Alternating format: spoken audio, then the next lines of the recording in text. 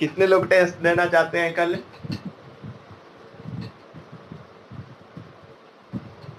हाँ तो पर तो दे देना तुम।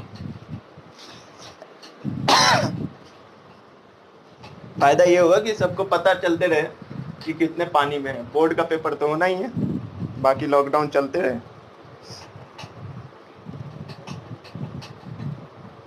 अरे देखो, कुछ चीजें हैं, जैसे अभी जेई मेंस जिस दिन हो जाएगा या नीट जिस दिन हो जाएगा, उस दिन सब कुछ क्लियर हो जाएगा कि आने वाले दिनों में क्या होने वाला है। ठीक है, वो तभी तक का है जब तक नीट और जेई मेंस नहीं हुआ है। उसके बाद तो लॉकडाउन है, तो क्या हो गया, सारा चीज ऐसे ही खुल रहा है, तो सब कुछ खुलेगा, स्कूल भी खुलेगा इसी में। किसी सिचुएशन को तभी तक कंट्रोल में हम कर सकते हैं जब तक हमारे बस में हो। नहीं हो सकता है कंट्रोल, तो छोड़ दिया जाएगा। तो देखो, लास्ट क्लास में जो हम लोग पढ़े थे वो हम लोगों ने पढ़ा था। हाँ प्रणाम। जो हम लोगों ने पढ़ा था सेल और बैटरी पे, तो सीरीज और पैरेलल पढ़ा था। एक और होता है उसमें, मिक्स कॉम्बिनेशन। हाँ बताओ।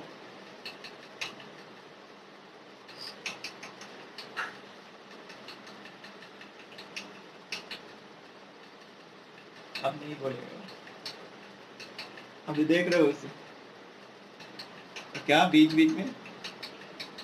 हाँ ठीक है। अभी देख रहे हो उसके नाम से रिलेटेड एक नाम वायरल हो रहा है। हाँ बिन्नी। कौन है बिन्नी? तो विनोद।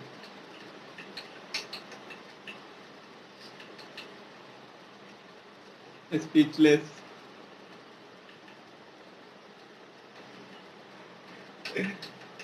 हाँ ठीक है। चलो अब देखते हैं ये वाला जो क्वेश्चन है इसमें क्या पूछ रहा है। देखो, हर एक जो भी सेल्स है यहाँ पे उनका ईएमएफ ई दिया गया है और रेजिस्टेंस आर दिया गया है। ठीक है, सारे का इंटरनल रेजिस्टेंस है ये। मतलब सिमेट्रिकल फिगर दिख रहा है ऐसे तो हमें, लेकिन यहाँ पे इंटरनल रेजिस्टेंस और बैटरी ऐसा कुछ बात है। हर एक सेल का ईएमएफ ई है गिवन। ठीक है, ऐसा कुछ सबका ई है, इंटरनल रेजिस्टेंस आर है, E R E R E. ठीक है, ऐसा कुछ है हमारे पास। सारे जहां पे नहीं लिखा हो वहां पे लिख लेना, रेजिस्टेंस आर गिवन। ठीक है, अब इसका हमें बताना है find net EMF and net internal resistance. Net EMF and net internal resistance और आई का वैल्यू बताना है।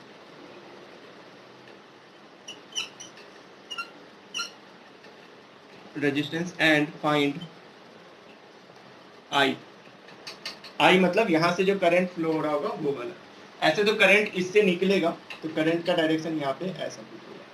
तो नेट ईएमएफ बताने का मतलब होता है इस सारे बैटरी को रिप्लेस करके एक बैटरी लगाएंगे, उस बैटरी का ईएमएफ कितना होना चाहिए।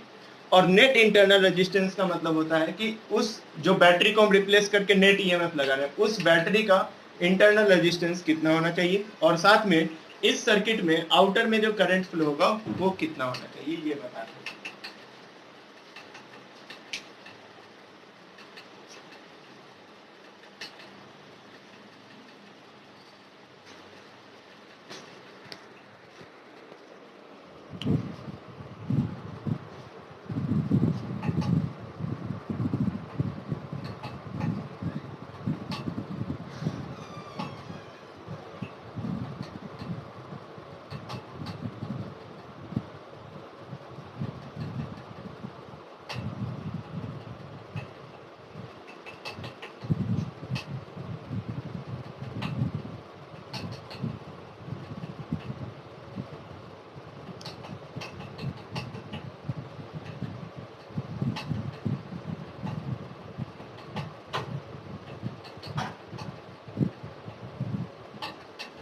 बताओ कोई, कितना होगा आंसर इसका?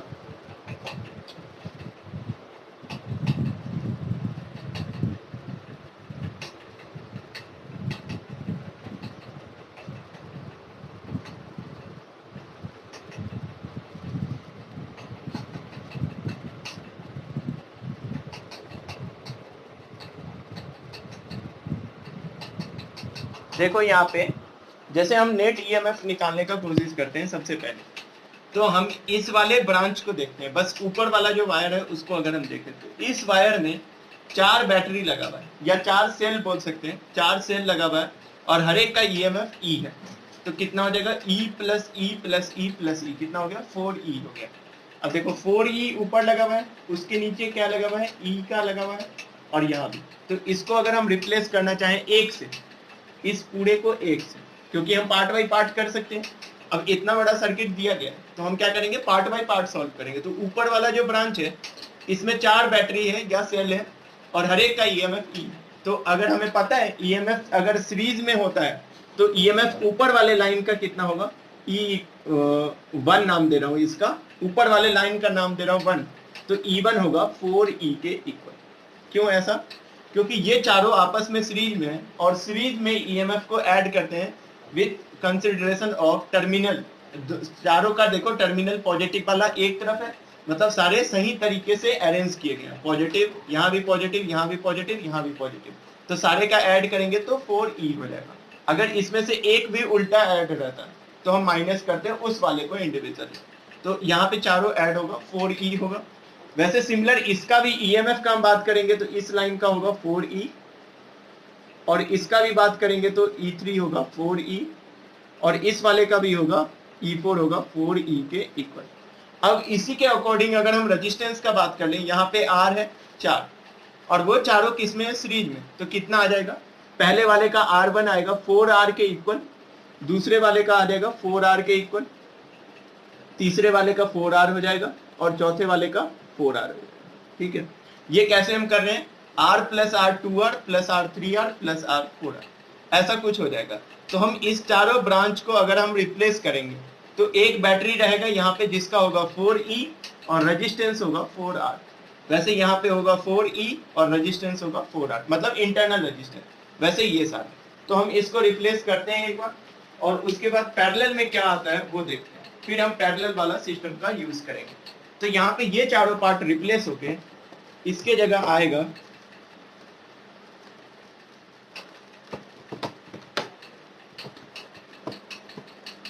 यहाँ पे लगेगा एक बैटरी, और उसका इंटरनल रेजिस्टेंस होगा, ये भी बैटरी होगा और साथ में इंटरनल रेजिस्टेंस, यहाँ वाले का भी एक होगा और यहाँ वाले का भी, ठीक है। और ये सारा कनेक्ट हो जाएगा इससे, मतलब आउटर मोस्ट सर्किट से। और ये होगा 4E साथ में 4R, 4E साथ में 4R, यहाँ पे सेम ऐसे। पहला पार्ट तो ये वाला समझ में आ गया होगा सभी को कि हम कैसे सीरीज वाले को रिप्लेस किए। अब देखो ये सारा पैरेलल में लग गया। अब पैरेलल के लिए फॉर्मूला ई नेट का बताया था, ई नेट का फॉर्मूला होता है E1 upon R1 plus E2 upon R2। तो देखो E1 का वैल्यू कितना है 4E, और उस समय रेजिस्टेंस कितना है 4R, plus E2 upon R2 4E plus 4E upon में 4R, थर्ड वाले में है 4E अपॉन में 4R, और इसके नीचे है 4E साथ में 4R। ये तो हो गया E1 R1, E2 R2, E3 R3, E4 upon R4। और इन सभी के नीचे क्या लगता है 1/R1, 1/R1 कितना है 1/4R plus 1/4R plus 1/4R plus 1/4R। ठीक है, अब ये ध्यान रखना है कि ये 4E और 4R का कैसा है, E1 upon R1, E2 upon R2, E3 upon R3, E4 upon R4, और नीचे क्या है 1 upon R1 plus 1/R2, 1/R3, 1/R4। इसको सॉल्व करेंगे तो देखो क्या हो जाएगा, 4 से 4 सारा कैंसिल आउट होगा, E/R plus E/R plus E/R plus E/R कितना हो जाएगा 4E/R आएगा, 4E अपॉन R। ये सारा हम कैंसिल आउट कर सकते हैं इससे, ठीक है, सारा कैंसिल आउट होगा। नीचे देखो 1 upon 4R, 1 upon 4R, 1 upon 4R add करेंगे तो 4 अपॉन 4R आएगा। क्या आएगा 4 अपॉन 4R, 4 अपॉन 4R से ये कट जाएगा, R से R कट जाएगा, मतलब कितना आएगा E/4 आएगा। क्या आएगा EMF नेट, नेट EMF जो फाइनल इस सब को हटाएंगे तो वो कितना आएगा E/4 आएगा। ये समझ में आना चाहिए सभी को, कहीं पे देख लो गलत तो नहीं हुआ है। ये 4E/R और नीचे आएगा 4/4R, तो E/4 आ जाएगा ये वाला, ठीक है। ये वाला आ गया E/4, 4E नहीं आएगा। यहाँ पे देखो नीचे में क्या है, ई नेट होता है E1 upon R1, E2 upon R2, E3 upon R3 plus E4 upon R4। और नीचे में उसके नीचे होता है 1/r1 plus 1/r2 plus 1/r3 plus 1/r4, ये सारा इसी के नीचे में। तो यहाँ से होगा 4e/r होगा और नीचे होगा 4/4r। तो ये वाला क्या हो जाएगा 4/4r। तो 4e/4 इसको सही से लिखते हैं एक बार, 4e/4 4e/r और साथ में होगा 4r/4। तो ये कट जाएगा, r से r कट जाएगा, 4e आ जाएगा। ठीक है, यहाँ पे कैलकुलेशन मिस्टेक है, ये वाला 4 ऊपर जाएगा तो 4e आ जाएगा। तो ध्यान में रखना है सारा का हटने के बाद भी क्या आएगा 4e ही नहीं आएगा। ठीक है, अब हमारा ई नेट आया है, पहला पार्ट ये क्लियर हो गया। नेट ईएमएफ कितना आएगा 4e आ जाएगा। ठीक है,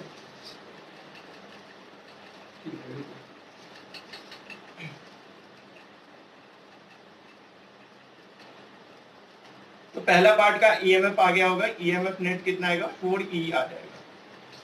और ये ध्यान रखना है कि जो 4e आ रहा है यहाँ पे, ये वाला ईएमएफ नेट आया है, इन सभी बैटरी को रिप्लेस करेंगे तो उस बैटरी का ईएमएफ। अभी हमें इंटरनल रेजिस्टेंस निकालना है और इंटरनल रेजिस्टेंस ये चारों किस में पैरेलल में, तो इस वाले पार्ट को हटा रहा हूं यहाँ से और इसके जगह पे हम सॉल्व करेंगे।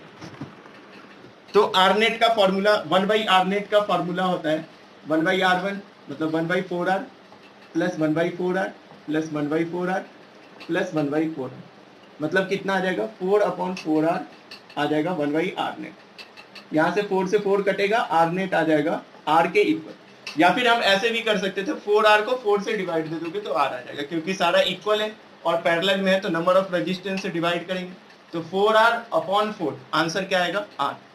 तो नेट ईएमएफ आ गया कितना 4e, नेट इंटरनल रेजिस्टेंस आया है r। ठीक है, ये net internal resistance, internal resistance. तो मतलब क्या है, इन सारे को हटा देंगे, अगर ये चारों बैटरी वाला टर्मिनल को हटाएंगे तो क्या आएगा यहाँ पे आएगा एक बैटरी जिसका ईएमएफ निकल के आया है 4e और उसका इंटरनल रेजिस्टेंस है r, और ये कनेक्ट हुआ था एक एक्सटर्नल रेजिस्टेंस कैपिटल R से। अब इस वाले सर्किट में हमें करंट निकालना है, तो करंट का फॉर्मूला क्या होता है नेट ईएमएफ 4e के इक्वल अपॉन नेट रेजिस्टेंस। अब देखो ये R और ये R सीरीज में, देखो कनेक्ट हो रहा है सीरीज में, तो लिखेंगे R प्लस R, ये आ जाएगा इसका। ठीक है, तो ये होगा हमारा आंसर 4e/r प्लस R।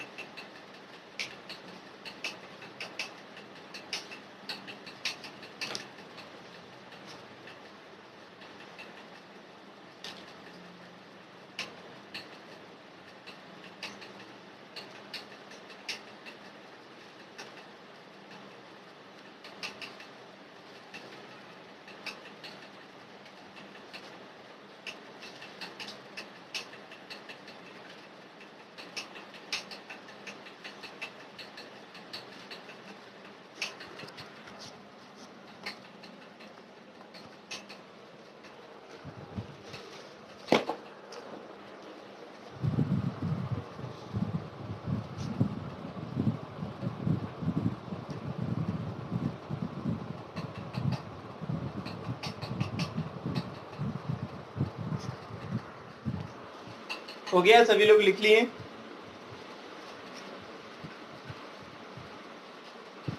तो ऐसे क्वेश्चन को ऐसे ही सॉल्व करना है। याद रखना है कि कैपिटल R एक्सटर्नल रेजिस्टेंस है, जैसे मान लो बल्ब लगा हो, कोई भी इलेक्ट्रिकल एप्लायंसेस लगा हो यूज में, वो होता है, और ये बैटरी और उसका ये इंटरनल रेजिस्टेंस। अब नेक्स्ट टॉपिक है हमारा जो एनर्जी और पावर से रिलेटेड होता है। अब ये वाला टॉपिक देखो एनसीईआरटी में नहीं दिया गया जो अभी मैं पढ़ा रहा हूँ, लेकिन ये सब नॉलेज होना चाहिए। ऐसा वो लोग मान के चलते हैं कि क्लास 10th में जो पढ़े हो तुम वो तुम्हें याद है और वो पूछते भी है इससे रिलेटेड। ठीक है, तो देखो बल्ब और पावर से रिलेटेड हुआ, हमें पता होता है इलेक्ट्रिकल पावर लिख लो टॉपिक, इलेक्ट्रिकल पावर टॉपिक। ठीक है, अब पावर को हम कैसे लिखते हैं, मैकेनिकल पावर या इलेक्ट्रिकल पावर का जो फॉर्मूला होता है, पावर इक्वल्स टू होता है वर्क डन अपॉन में टाइम। वर्क डन अपॉन में क्या होता है टाइम। अब देखो वर्क डन, पावर हम लिख रहे हैं इलेक्ट्रिकल पावर का बात करें, पावर होता है वर्क डन अपॉन टाइम। अब तुम लोग याद करो इलेक्ट्रिक पोटेंशियल का फॉर्मूला होता था V equals to W upon Q। तो W क्या हो जाएगा Q अपॉन V और नीचे आएगा टाइम। तो Q बाई टी क्या हो जाता है, करंट, और इसका मल्टीप्लाई करते हैं वोल्टेज से, तो ये आ जाएगा पावर। तो हम पावर को क्या लिख सकते हैं, वोल्टेज इंटू करंट। ठीक है, ये नॉर्मल सा इक्वेशन आ गया पावर। पावर का एक फॉर्मूला हम लोग याद रख सकते हैं, P equals to V into, पहला फॉर्मूला। अगर हम इसमें थोड़ा सा ओम्स लॉ लगाएं तो I को एज इट इज रहने दें। और ओम्स लॉ क्या बोलता है बताओ, V equals to IR। Ohm's law क्या बोलता है, voltage equals to current into resistance. तो I को एज इट इज हमने रखा है, और वोल्टेज को करंट के टर्म में लिखना चाहिए। तो वोल्टेज को करंट के टर्म में हम कैसे लिख सकते हैं, V के जगह क्या पुट कर सकते हैं, IR। तो वहां से क्या हो जाएगा, I इंटू आर। मतलब पावर का एक और फॉर्मूला क्या आ गया, I square into R. Capital में लिख दे रहा हूँ, सारी जगह हम कैपिटल ही यूज करेंगे, या स्मॉल में भी लिखोगे कोई फर्क नहीं पड़ता है इससे। ठीक है, तो करंट इंटू वोल्टेज, पहला फॉर्मूला पावर का याद रखते हैं, वोल्टेज इंटू करंट। उसी में थोड़ा सा ओम्स लॉ लगाए तो I स्क्वायर आर आ गया। जब हमें करंट दिया रहे, रेजिस्टेंस दिया रहे, तो हम पावर का ये फॉर्मूला यूज करेंगे, और जब वोल्टेज करंट दिया रहेगा तो ये फॉर्मूला यूज करेंगे। अब तीसरा फॉर्मूला देखो, पावर होता है वोल्टेज इंटू करंट, और करंट अगर मैं यहाँ से निकालूंगा तो V अपॉन आर, और वहां से आ जाएगा V upon R into V. मतलब पावर का एक और फॉर्मूला V स्क्वायर अपॉन तीसरा फॉर्मूला ये। तो हम तीन फॉर्मूला याद रखेंगे, voltage into current, I square R, और तीसरा power equals to V square upon R. ये तीनों हम फॉर्मूला याद रखेंगे। इसके बाद एक छोटा सा और टॉपिक है, जूल्स लॉ ऑफ हीटिंग। ऐसे तो ये टेस्ट में पूछा भी था, joules law of heating. Joules law of heating क्या होता है, जैसे हम जानते हैं कि जो हीट प्रोड्यूस होता है उसको हम लिख सकते हैं H equals to I square R into T. ठीक है, हीट प्रोड्यूस जो होता है उसको हम कैसे लिखते हैं, H equals to I square R T. उसको मैं यहाँ से भी एक्सप्लेन कर सकता हूँ। वर्क डन होता है पावर इंटू टाइम। अब पावर का एक फॉर्मूला देखो, I स्क्वायर आर आ चुका है, और टाइम से मल्टीप्लाई करेंगे तो वो जो वर्क डन जो हीट में कन्वर्ट होता है उसका फॉर्मूला ये आता है, H equals to I square R T. और इससे जो आंसर आएगा वो जूल में आएगा, इन जूल, ये ध्यान रखें। और पावर का यूनिट सबको पता होगा, वाट होता है। ये सारा चीज लिखने का।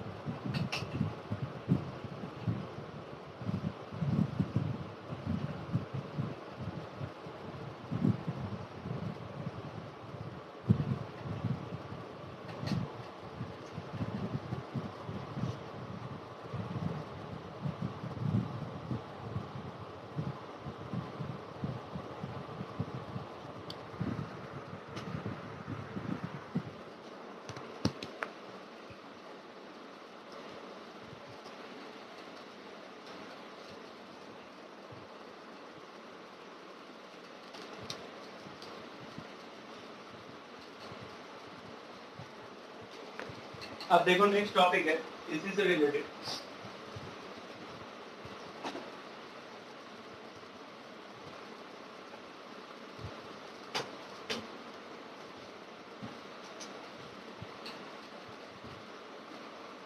कनेक्शन ऑफ बल्ब्स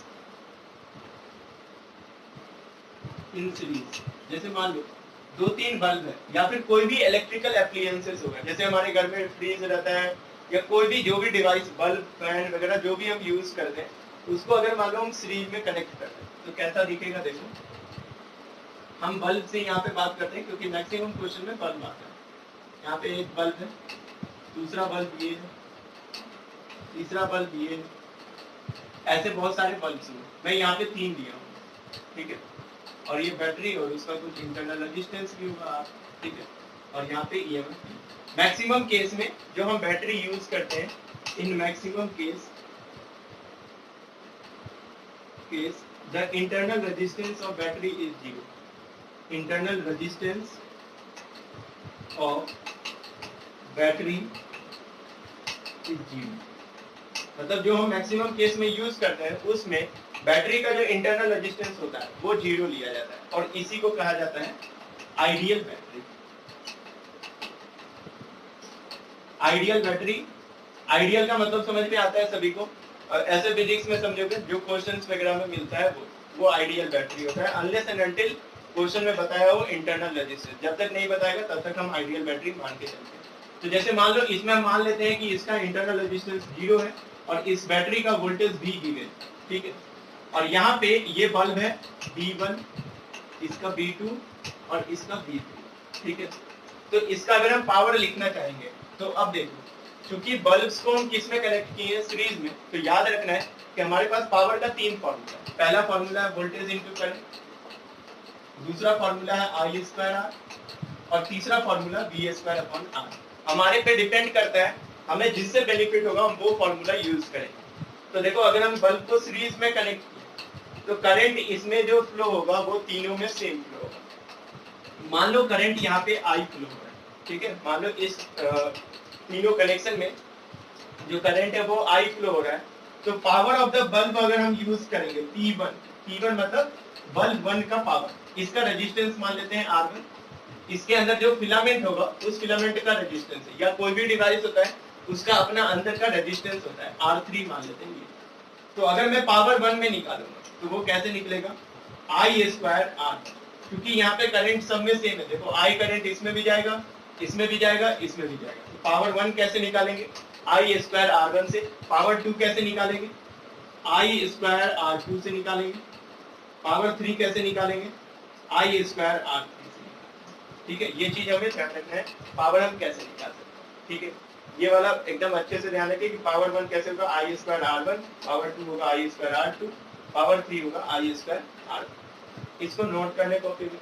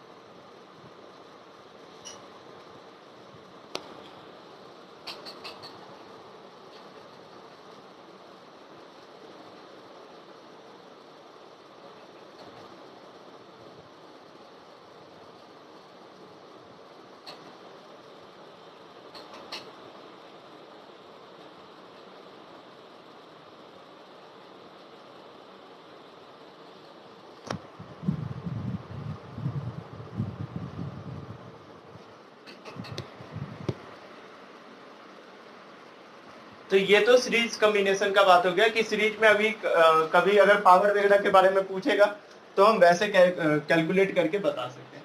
अगर मान लो ये बल्ब्स को अगर हम पैरेलल में कनेक्ट करते हैं, जो मैक्सिमम केस में हम करते हैं, हमारे घर में पता है कि जो भी हाउस होल्ड एप्लियंसेस कनेक्टेड होते हैं वो पैरेलल में कनेक्ट होते हैं, ताकि एक खराब हो तो दूसरा उससे इफेक्ट नहीं। ठीक है, तो नेक्स्ट पार्ट है combination of bulbs in parallel. जो सेकेंड पार्ट है इसका वो है combination of bulbs in parallel.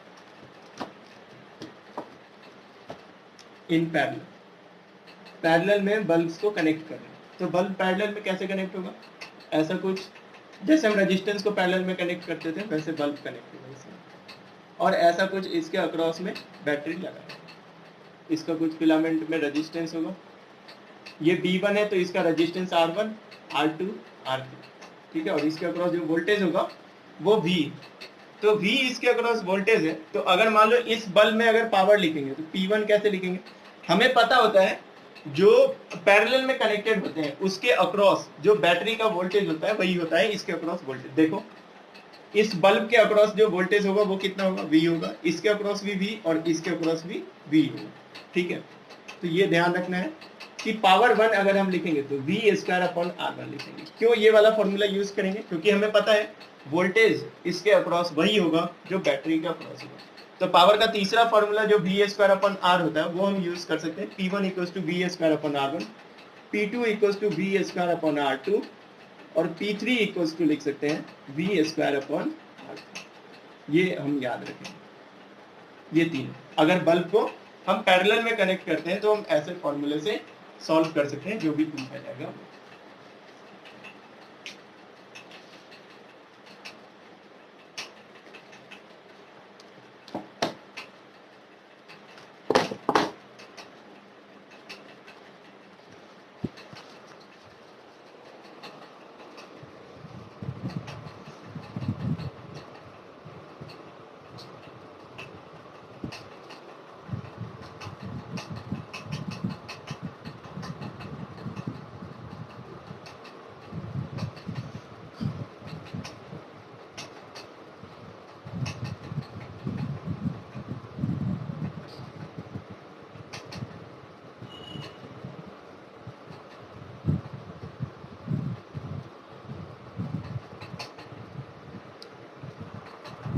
हो गया होगा, लिख लिए होंगे सभी कोई।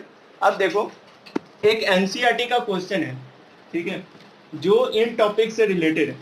हालांकि बुक्स वगैरह में अलग से बताया जाता है, लेकिन ये एनसीईआरटी का क्वेश्चन है और उससे रिलेटेड मैं टॉपिक बता दे रहा हूं, बेस्ड ऑन एनसीईआरटी क्वेश्चन, ठीक है।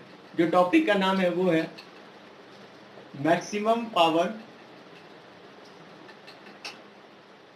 Transfer theorem. Maximum power transfer theorem ये होता क्या है समझते हैं पहले। तो हमें बात करना है मैक्सिमम पावर का, कितना मैक्सिमम पावर ट्रांसफर हम कर सकते हैं उससे रिलेटेड। तो एनसीईआरटी में एक क्वेश्चन दिया गया इससे रिलेटेड कि how much maximum power is dissipated. Dissipated word का मतलब लॉस होता है, ठीक है, और यहाँ पे ट्रांसफर कहने का मतलब भी उसी से रिलेटेड। तो मैक्सिमम पावर ट्रांसफर थ्योरम कहने का मतलब क्या होता है वो हम समझते हैं पहले। मैक्सिमम वर्ड का मतलब कितना मैक्सिमम उस सर्किट से पावर ट्रांसफर हो सकता है, ठीक है। तो हम पहले सर्किट बनाते हैं, एक एक्सटर्नल रेजिस्टेंस मान लेते हैं R और एक बैटरी है उसका इंटरनल रेजिस्टेंस R, ठीक है, स्मॉल r इंटरनल रेजिस्टेंस होता है और उसके अक्रॉस में एक R सर्किट का है, मतलब एक्सटर्नल रेजिस्टेंस R है। मतलब जैसे मान लो एक बैटरी के अक्रॉस हमने बल्ब कनेक्ट किया है तो उस बल्ब का रेजिस्टेंस R और इंटरनल रेजिस्टेंस कितना है स्मॉल r, और इस बैटरी का ईएमएफ दिया गया है E दिया गया, ठीक है। तो एक वर्ड होता है एफिशिएंसी। इफिशियंसी होता है जो क्लास 11th में भी कहीं ना कहीं पे मैं बताया था, याद करो कार्नोट साइकिल में बताया था कि इफिशियंसी होता है आउटपुट अपॉन इनपुट, और उससे रिलेटेड हम डिराइव किए थे। तो यहाँ पे हम सिर्फ याद रखेंगे एफिशियंसी का मतलब होता है output power upon input power. Output को इनपुट से डिवाइड देंगे या फिर output energy upon input energy हम कर सकते हैं। तो इफिशियंसी वर्ड का मतलब सीधा अगर हम ध्यान रखें तो पावर वगैरह भी नहीं लिखते हैं, तो आउटपुट अपॉन इनपुट रखेंगे। आउटपुट कहने का मतलब जो भी होगा एनर्जी होगा तो output energy upon input energy, ये वाला बात हम ध्यान रखेंगे इफिशियंसी के लिए। अब अगर हम पावर का बात करते हैं तो पावर का अगर हम फॉर्मूला लिखना चाहें तो पावर हम कैसे लिख सकते हैं। देखो अगर मैं इस सर्किट में करंट का बात करूं तो सर्किट में या तो केवीएल लगा के करंट निकाल सकते हैं, या फिर हमें पता है कि सर्किट में करंट अगर फ्लो होगा तो हाई टर्मिनल से जाएगा और लो टर्मिनल पे आ जाएगा। तो जब भी ऐसा होगा तो हम केवीएल भी लगा सकते हैं, नहीं तो हम सीधा फॉर्मूला याद रखेंगे कि net current is equal to total EMF जो ई के इक्वल है upon R net. R net कितना होगा आर प्लस आर, ठीक है, ये वाला होता है करंट का फॉर्मूला। तो सबसे पहले कॉपी में लिख लो मैक्सिमम पावर ट्रांसफर थ्योरम, और उसमें जो स्टेटमेंट में लिखवा रहा हूं उसको लिख लेना है पहले। कहीं पे मान लो अगर स्टेटमेंट पूछे तो हम ध्यान रखेंगे it is according to this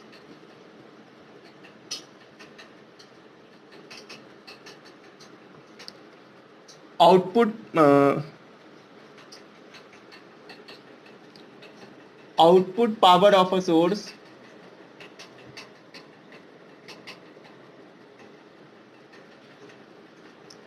is maximum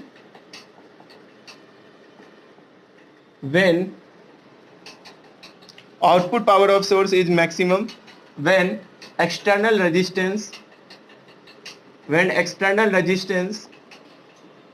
is equals to internal resistance। जब एक्सटर्नल रेजिस्टेंस इंटरनल रेजिस्टेंस के इक्वल आ जाए उस समय आउटपुट पावर मैक्सिमम होता है, and this theorem is known as maximum power transfer theorem. इस चीज को हम याद रखेंगे कि जब भी किसी भी सर्किट में एक्सटर्नल रेजिस्टेंस इंटरनल रेजिस्टेंस के इक्वल हो जाएगा उस समय जो पावर होगा वो मैक्सिमम होगा, और वो हम कैसे सॉल्व करेंगे वो हमें ध्यान रखना है। तो देखो क्या लिखा हुआ है, according to this output power of a source, output power maximum होगा कब होगा जब एक्सटर्नल रेजिस्टेंस किसके इक्वल हो जाएगा इंटरनल रेजिस्टेंस के इक्वल होगा, ठीक है। तो इस सर्किट में हमने करंट निकाल लिया E upon R plus R. अब अगर मान लो इस रेजिस्टेंस में पावर कितना हुआ है, पावर इन रेजिस्टेंस आर, तो पावर का तीन फॉर्मूला है हमारे पास। एक फॉर्मूला क्या होता है वोल्टेज इंटू करंट, दूसरा फॉर्मूला होता है वी स्क्वायर अपॉन आर, और तीसरा फॉर्मूला होता है आई स्क्वायर अपॉन आर। तो इस रेजिस्टेंस में अगर हमें पावर लॉस निकालना है या फिर पावर कितना होगा मैक्सिमम, तो पहले तो हम पावर निकालते हैं उसके बाद मैक्सिमम निकालने का कोशिश करेंगे। तो पावर के लिए बताओ यहां से इस रेजिस्टेंस से करंट फ्लो हो रहा है आई, तो पावर का हम फॉर्मूला क्या लिख सकते हैं, आई स्क्वायर इंटू आर। इस रेजिस्टेंस से पावर कितना होगा, आई स्क्वायर इंटू आर, क्योंकि पावर का 3 फॉर्मूला होता है जिसमें से हम ये वाला यूज कर रहे हैं आई स्क्वायर आर। ये वाला इसीलिए हम यूज कर रहे हैं क्योंकि यहाँ पे जो करंट है वो करंट इससे एंटर कर रहा है, तो मतलब सबसे कन्वीनियंट मेथड यही है आई स्क्वायर अपॉन आर। और आई का वैल्यू हमें पता है, देखो कितना है, E upon R plus R, इसका होल स्क्वायर इंटू रेजिस्टेंस, ये आ जाएगा power through the resistance R. मतलब पावर का फॉर्मूला क्या आया, देखो पावर इक्वल टू आ गया E upon R plus R का whole square into capital R. इस चीज को ध्यान रखना है कि हम पावर कैसे निकालें। इसके बाद हम कुछ मेथड यूज करेंगे जिससे पावर मैक्सिमम ले आएंगे। तो पहले तो इसको नोट कर ले कॉपी में, अच्छे से सर्किट बना के ये वाला पॉइंट लिख ले। और उसके बाद अगर किसी को पता हो किसी भी फंक्शन का मैक्सिमम वैल्यू निकालने के लिए, जैसे तुम लोग जिन लोगों ने डिफरेंशिएशन वगैरह पढ़े होंगे क्लास 12th में मैथ्स में, method of differentiation, application of differentiation वगैरह, वो बता सकते हैं कि पावर अगर जैसे कोई भी फंक्शन है तो उसका मैक्सिमम वैल्यू अगर हमें निकालना होगा तो कैसे निकालेंगे। या फिर क्लास 11th में मैं डिफरेंशिएशन के समय बताया था ये वाला कि किसी भी फंक्शन का मैक्सिमम वैल्यू हम कैसे निकालते हैं।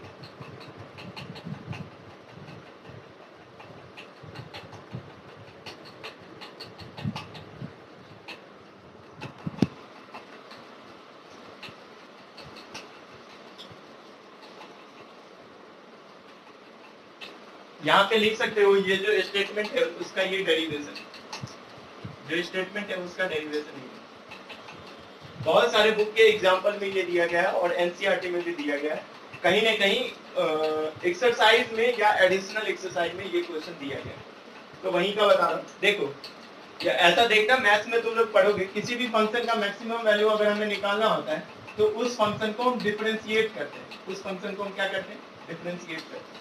किस पे रेस्पेक्ट में करते हैं, जिसके अकॉर्डिंग हमें निकालना है। देखो पावर इन रेजिस्टेंस आर निकालना है तो आर के रेस्पेक्ट में हम डिफरेंशिएट करते हैं, और डिफरेंशिएट करने के बाद हम इसको 0 के इक्वल पुट करते हैं। इसको किसके इक्वल पुट करते हैं, 0 के इक्वल। For maximum value of power हमें क्या करना होगा, dp by dr, differentiation of power with respect to resistance, इसको डिफरेंशिएट करके किसके इक्वल पुट करना होगा, 0 के इक्वल। और जब हम उस इक्वेशन को सॉल्व करेंगे, अब जिन लोगों को डिफरेंशिएशन आता है वो चाहे तो करके देख सकते हैं, हालांकि इतना ज्यादा करने का जरूरत नहीं क्योंकि डिफरेंशिएशन 5-6 लाइन में जाएगा इसमें। तो डिफरेंशिएशन हमें नहीं दिखाना आता है, हमें क्वेश्चन आएगा 2 मार्क्स या 3 मार्क्स में, तो हम बस ये लिखेंगे for maximum value of power dp upon dr equals to 0, और उसके नीचे सीधा लिख देंगे ऑन सॉल्विंग अबव इक्वेशन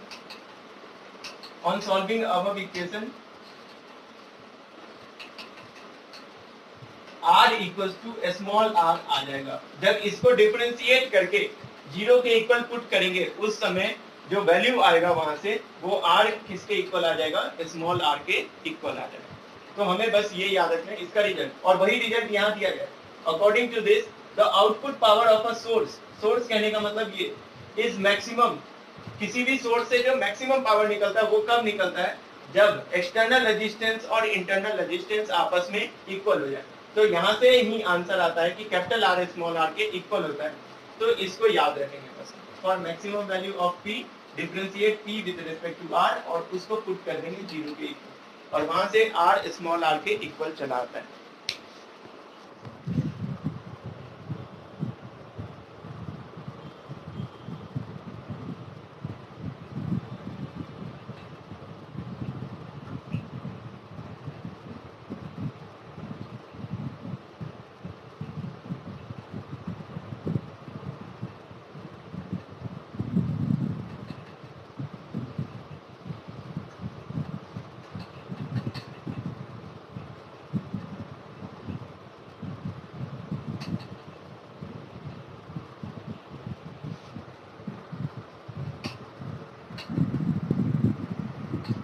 अब लिख लिए होगे ये वाला पार्ट। तो यहाँ पे ये कंडीशन है for maximum value of P, condition क्या निकल के आ रहा है, कैपिटल आर स्मॉल आर के इक्वल आना चाहिए। तो हम पावर मैक्सिमम निकालते हैं यहाँ से। तो पावर का फॉर्मूला था, पावर मैक्सिमम हम निकालेंगे तो पावर का फॉर्मूला था हमारे पास E square upon R plus R का होल स्क्वायर इंटू आर, यही था ये वाला ही था फॉर्मूला। तो पावर मैक्सिमम कितना आ जाएगा, P will be maximum when R किसके इक्वल होगा, स्मॉल r के इक्वल, और वो हम पुट करेंगे तो पावर मैक्सिमम आएगा। देखो यहाँ पे पुट करें E square as it is r plus R कितना होगा, r और r का वैल्यू सेम है तो मैं स्मॉल r की जगह कैपिटल R पुट कर रहा हूँ, तो r प्लस आर क्या हो जाएगा 2r, और उसका होल स्क्वायर क्या होगा 4r स्क्वायर हो जाएगा, ठीक है। और यहाँ पे क्या है r, तो ये कटेगा तो पावर मैक्सिमम कितना आ गया, देखो ई स्क्वायर अपॉन 4, चूंकि r स्मॉल r इक्वल है तो power maximum E square upon 4 into small r लिखो या फिर कैपिटल R लिखो, दोनों का मतलब सेम होता है। ये आउटपुट पावर हुआ, output power of a source, मतलब सोर्स बैटरी को हम बोलते हैं, बैटरी से निकलने वाला जो पावर होगा वो इससे जो पास हो रहे करंट है उनके कारण से जो पावर होगा वो आपस में इक्वल होने चाहिए। तो हम बस याद रखेंगे dp/dr को जीरो करके ये इक्वेशन निकालते हैं और इसके कारण से यहाँ पे पुट करते हैं r equals to small r, तो पावर मैक्सिमम आता है ई स्क्वायर अपॉन 4r। तो एक तो पहला चीज ये हमें याद रखना होता है, पहला स्टेटमेंट, दूसरा कंडीशन कि इस कंडीशन पे पावर मैक्सिमम आएगा, और पावर मैक्सिमम कितना आया है ई स्क्वायर अपॉन 4r के इक्वल आया, ठीक है। अब हम बात करते हैं इफिशियंसी का, परसेंटेज इफिशियंसी का, ठीक है। परसेंटेज इफिशियंसी कहने का मतलब क्या होता है, output power upon input power, output power upon input power, और इसको 100 से मल्टीप्लाई करेंगे, आउटपुट पावर को इनपुट पावर से डिवाइड देके 100 से मल्टीप्लाई करेंगे।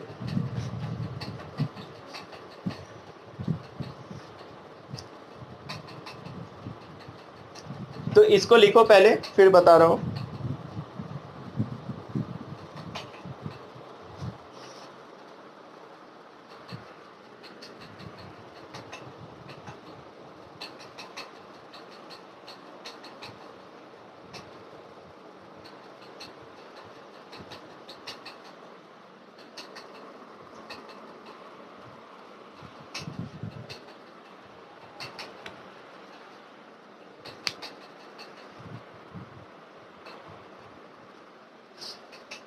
अब देखो, अब हम परसेंटेज इफिशियंसी का फॉर्मूला जान चुके हैं, output power upon input power, और इसका मल्टीप्लाई कर देंगे 100 से, तो यहाँ पे परसेंटेज इफिशियंसी निकल के आ जाएगा। अब देखो यहाँ पे हम परसेंटेज इफिशियंसी निकालते हैं, वो कैसे निकलेगा, ईएमएफ ई है, इंटरनल रेजिस्टेंस आर है, परसेंटेज इफिशियंसी के लिए हमें चाहिए, और इफिशियंसी को ईटा से डिनोट करते हैं, ये भी ध्यान रखना है।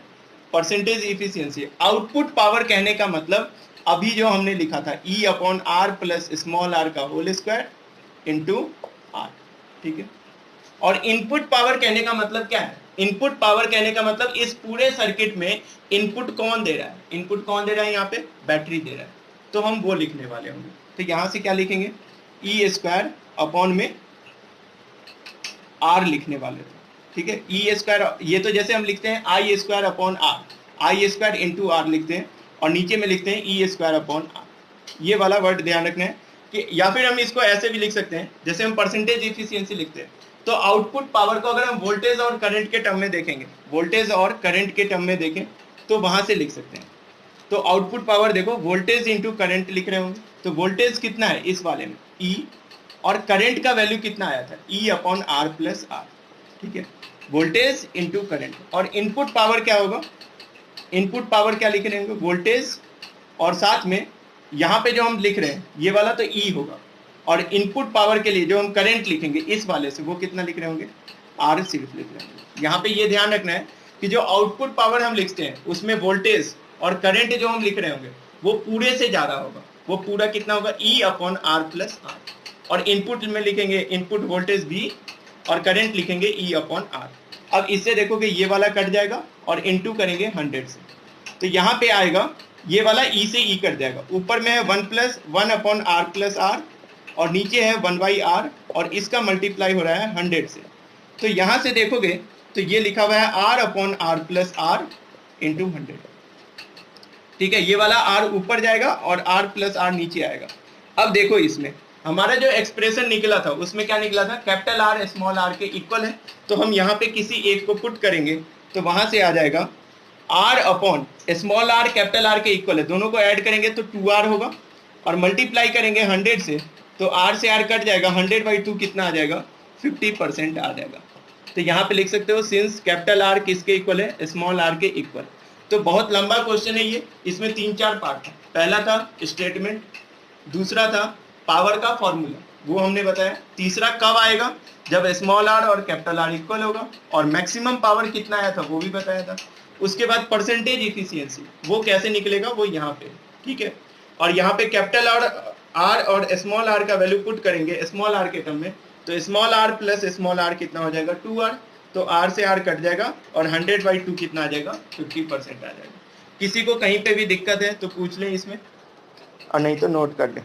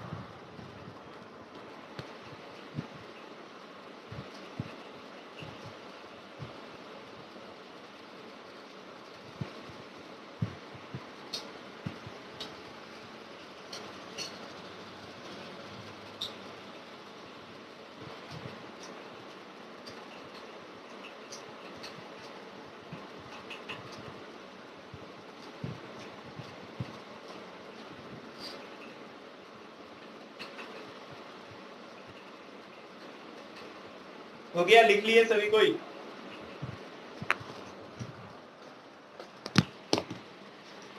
अब देखो नेक्स्ट है, इसके बाद ये वाला टॉपिक कंप्लीट होता है पावर से रिलेटेड।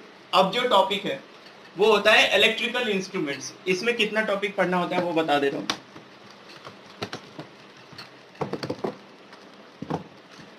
इलेक्ट्रिकल इंस्ट्रूमेंट्स कहने का मतलब जो हम लैब वगैरह में यूज करते हैं, या फिर कहीं पे भी किसी वैल्यू को मेजर करने के लिए, उसमें इलेक्ट्रिकल इंस्ट्रूमेंट्स में क्या क्या होता है वो देख लो।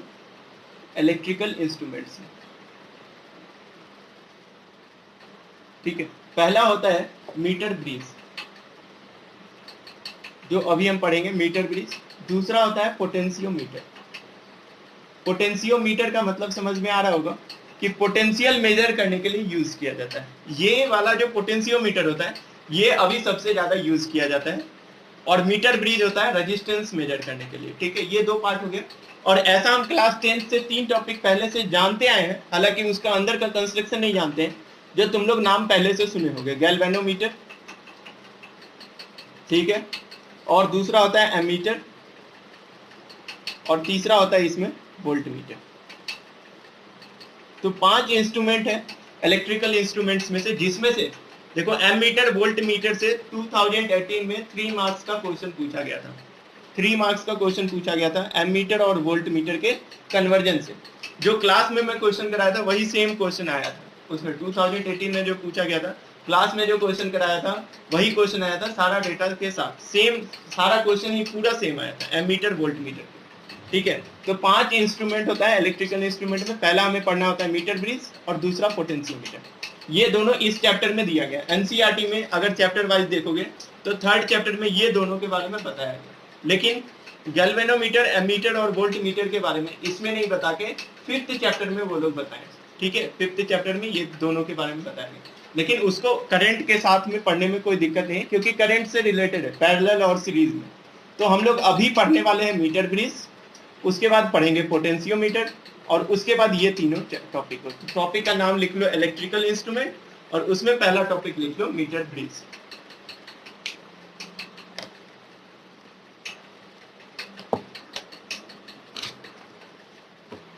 इन सभी का काम बता दे रहा हूं। To measure resistance, to measure resistance. Potentiometer का काम होता है टू मेजर वोल्टेज, वोल्टेज मतलब पोटेंशियल। गैल्वेनोमीटर का काम होता है टू शो डिफ्लेक्शन। क्यों डिफ्लेक्शन शो करेगा? फॉर करंट और वोल्टेज। करंट और वोल्टेज के लिए डिफ्लेक्शन शो कौन करता है? गैल्वेनोमीटर। पोटेंशियोमीटर का काम होता है मेजर करता है वोल्टेज को। मीटर ब्रिज का काम होता है मेजर करना रेजिस्टेंस को। एमीटर का काम सभी को पता है, टू मेजर करंट। और वोल्ट मीटर का काम होता है टू मेजर वोल्टेज। ठीक है, अब देखो इसमें तुम्हें दिख रहा होगा पोटेंशियोमीटर का काम भी करना है वोल्टेज मेजर करना, वोल्ट मीटर का भी काम होता है वोल्टेज को मेजर करना। लेकिन क्या होता है, ये जो वोल्ट मीटर होता है ये चीप होता है, ठीक है, और इसका हम यूज करते हैं, लेकिन इससे क्या होता है, एग्जैक्ट रीडिंग नहीं आता है। इससे परफेक्ट रीडिंग देता है पोटेंशियोमीटर, जो थोड़ा महंगा होता है।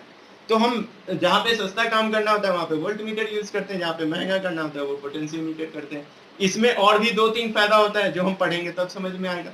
और वोल्ट मीटर का काम होता है सिर्फ वोल्टेज को बताना। बेसिकली होता क्या है, गैल्वेनोमीटर होता है जिसका काम होता है कि करंट में या वोल्टेज होने पे डिफ्लेक्शन प्रोवाइड करेगा। इसका मतलब समझो, जैसे मान लो एक सर्किट है और उसमें हम बैटरी लगाए। अभी मीटर ब्रिज में नहीं बता रहा हूं, बस इससे रिलेटेड थोड़ा बात बता रहा हूं। गैल्वेनोमीटर, एमीटर और वोल्ट मीटर से रिलेटेड। गैल्वेनोमीटर का काम होता है to show deflection for current and voltage. जैसे मान लो इस सर्किट में हम स्विच ऑन कर दें, मान लो यहाँ पे कहीं पे स्विच लगा हुआ है और उस स्विच को हम ऑन करेंगे और इस सर्किट में कहीं पे गैल्वेनोमीटर है, तो गैल्वेनोमीटर में जो वो होगा, इसको पॉइंटर बोलते हैं, पॉइंटर जो होगा वो जीरो से उठ के जाएगा और फिर रह जाए जीरो पे आ जाएगा, डिफ्लेक्शन शो कर दिया। या फिर अगर हम सर्किट को ऑफ कर दें और इस बैटरी के टर्मिनल को चेंज कर दे, उल्टा कर दे, तो डिफ्लेक्शन बताए। मान लो ये गैल्वेनोमीटर था जो पहले जीरो पे था, ये क्या है, गैल्वेनोमीटर पहले जीरो पे था। जब पहला वाला पार्ट था, जो पहला वाला ये वाला पार्ट था कि बैटरी ऐसे लगा था, तो बैटरी ऐसे लगा था तो करंट के लिए पॉइंटर इधर गया, ठीक है, पॉइंटर यहां से इधर गया और फिर जीरो पे आ गया। जैसे ही हम बैटरी के टर्मिनल को अपोजिट कर दिए, ये पॉइंटर लेफ्ट साइड में आ गया, ठीक है। तो डिफ्लेक्शन बताने का ये होता है कि डिफ्लेक्शन बताने का मतलब कि प्रेजेंस बताता है, करंट या वोल्टेज के होने का प्रेजेंस कौन बताता है, गैल्वेनोमीटर। अब गैल्वेनोमीटर में थोड़ा सा करेक्शन करके कुछ और अलग अलग चीज लगा के हम बनाते हैं एमीटर। तो जब हम एमीटर पढ़ेंगे उस समय समझ में आ जाएगा। और गैल्वेनोमीटर में थोड़ा सा अलग तरीके से चेंज करते हैं तो वो बन जाता है वोल्ट मीटर। तो गैल्वेनोमीटर से ही हम एमीटर और वोल्ट मीटर बनाते हैं। तो क्वेश्चन में यही पूछता है कि किसी गैल्वेनोमीटर को एमीटर में हम बना रहे हैं, उससे रिलेटेड डेटा दिया गया है, तो क्वेश्चन ये पूछ लेगा। अगर किसी गैल्वेनोमीटर को वोल्ट मीटर बना रहे हैं तो क्वेश्चन में अलग तरीके से डेटा पूछ लिया जाता है। तो ये चीज हम ध्यान रखेंगे। ये तीनों एक जैसा टॉपिक होगा और ये दोनों थोड़ा सा अलग अलग है, लेकिन हमें पढ़ना है। तो हम पहला टॉपिक लिख ले, मीटर ब्रिज। अभी के लिए पहला टॉपिक है मीटर ब्रिज।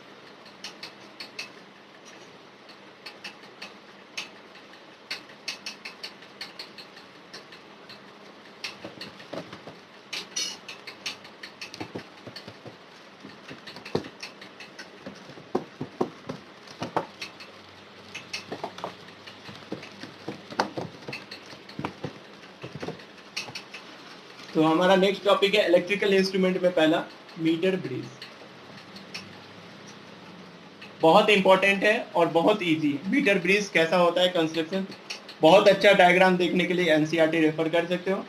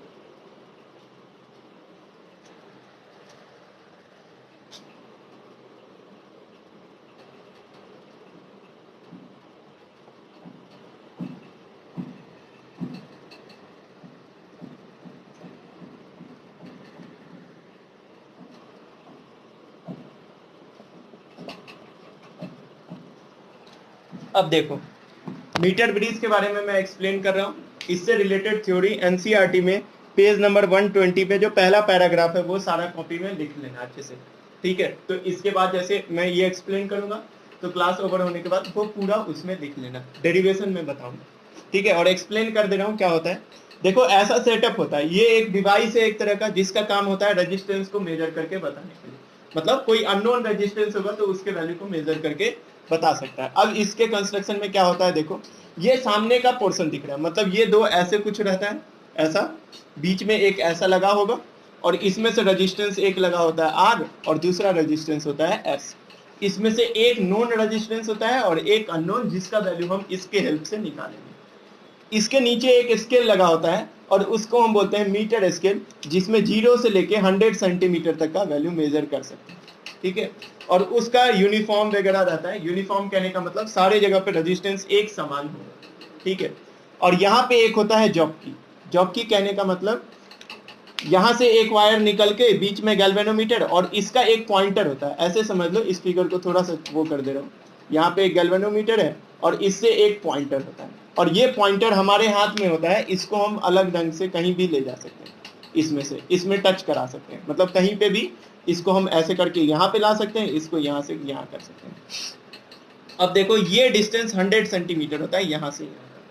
अगर एक डिस्टेंस L होगा तो दूसरा डिस्टेंस बता सकते हो, जैसे मान लो जॉकी यहाँ जब कनेक्ट हुआ तो जॉकी से ओरिजिन मतलब स्टार्टिंग पॉइंट का डिस्टेंस अगर L है तो रिमेनिंग डिस्टेंस क्या होगा बताओ, 100 माइनस L होगा। अगर एक 100 सेंटीमीटर में अगर ये L सेंटीमीटर है तो ये क्या होगा, 100 माइनस L सेंटीमीटर होगा। तो ये चीज ध्यान रखना है कि पहले कि यहाँ पे सेंटीमीटर होना चाहिए। तो ये रेजिस्टेंस और यहाँ पे लेंथ के बीच में एक जॉकी होता है जिसको हम आगे पीछे कर सकते हैं। जहां पे हम फिक्स किए हैं अभी उससे यहाँ का डिस्टेंस L और टोटल 100 का ये मीटर स्केल है, तो ये रिमेनिंग डिस्टेंस कितना होगा, 100 माइनस L होगा कि नहीं बताओ। अगर मीटर यहाँ पे फिक्स हुआ है तो ये डिस्टेंस अगर L है तो रिमेनिंग कितना हो जाएगा, 100 माइनस L हो जाएगा, इसको हटा देगा। ये अगर पूरा है 100, अगर ये L तो रिमेनिंग क्या होगा, 100 माइनस L। और ये जो मीटर स्केल है ये ऐसा ही होता है कि इसमें रेजिस्टेंस भी होता है। देखो देखो बीच में गैल्वेनोमीटर और यहाँ पे ये वाला पार्ट, तो हम इसको वहां पे ले जाके जॉकी को स्टॉप करते हैं जहां पे इस गैल्वेनोमीटर में करंट बता दे 0। कहां पे हम ले जाके रोकेंगे, वहां वाले पॉइंट पे ले जाके रोकेंगे, इसको हिलाते जाएंगे। पहले देखो इसमें हमें एक रेजिस्टेंस पहले से पता होता है, दूसरा रेजिस्टेंस हमें नहीं पता है जो हमने लगाया है जिसको हम मेजर करेंगे, ठीक है। मान लेते हैं R को हम मेजर करने वाले हैं, S हमें पता है और ये मीटर स्केल पता है, तो R को यहाँ पे लगा दिए और S पहले से यहाँ पे लगा हुआ है और ये जॉकी वाला पॉइंटर इसको हम हिलाएंगे यहाँ पे, इसको ऐसे करेंगे कि जहां पे 0 आके रुकेगा वहां पे इस पॉइंटर को रोक देंगे। अब जैसे रुका तो क्या हो जाएगा, देखो ये व्हीटस्टोन ब्रिज बन जाएगा। ऊपर एक रेजिस्टेंस R है, उसके इधर क्या है, एक रेजिस्टेंस S है, इसके नीचे एक रेजिस्टेंस है जिसका लेंथ L है। हमें नहीं पता उसका रेजिस्टेंस का वैल्यू क्या है, बट हमें पता है resistance is directly proportional to length, तो इसका जो भी लेंथ होगा उसके अकॉर्डिंग रेजिस्टेंस भी कुछ होगा। और यहाँ पे भी एक रेजिस्टेंस होगा, वो कितने का होगा, 100 माइनस L का होगा और ये वाला L का होगा। और बीच वाले में तो हमें पता चल गया करंट इन द गैल्वेनोमीटर कितना है, 0। तो ये किसका हो गया, ये किस पे बेस्ड होता है, this is the application of Wheatstone bridge. ये किसका एप्लीकेशन है, व्हीटस्टोन ब्रिज का। और हमें पता है कि अगर ये बैलेंस्ड व्हीटस्टोन ब्रिज होगा, फॉर बैलेंस्ड व्हीटस्टोन ब्रिज क्या लिख सकते हैं हम यहाँ पे, R upon L, resistance R जो यहाँ पे था अपॉन में L, याद रखना ये L सेंटीमीटर में हो, ठीक है। चूंकि हम 100 से माइनस कर रहे हैं, अगर 100 सेंटीमीटर को 1 मान लेंगे तो 1 माइनस लेंथ जो होगा वो कर रहे होंगे, तो अगर हम सेंटीमीटर में रखेंगे तो ये लेंथ सेंटीमीटर और ये सेंटीमीटर में आएगा। तो R upon L equals to S upon 100 minus L, ठीक है। और ये मैं लिख दे रहा हूं यहाँ पे सेंटीमीटर और यहाँ पे सेंटीमीटर, क्योंकि सेंटीमीटर से सेंटीमीटर हम कट कर देंगे। अब बताओ जैसे ये मीटर स्केल पे हमने यहाँ पे फिक्स किया और ये मीटर स्केल का रीडिंग हम मेजर करेंगे तो L पता चल जाएगा, और L पता चल गया तो ये वाला भी पता चल जाएगा 100 माइनस L।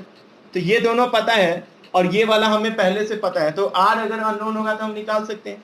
तो R यहाँ से क्या आ जाएगा, S into L upon 100 minus L। This is overall metre bridge. Metre bridge का काम होता है रेजिस्टेंस निकालने का और वो हम यहाँ से निकाल देते हैं। तो पेज नंबर 120 में इसके बारे में लिखा हुआ है एक पैराग्राफ अच्छे से, ठीक है। वहां पे फिगर भी अच्छे से दिया गया है, उस फिगर को नोट कर लें और ये जो लिखा हुआ है वहां से लिख लेंगे और एक्सप्लेनेशन मैं बता चुका हूं। फिर भी किसी को कोई डाउट है तो पूछ ले।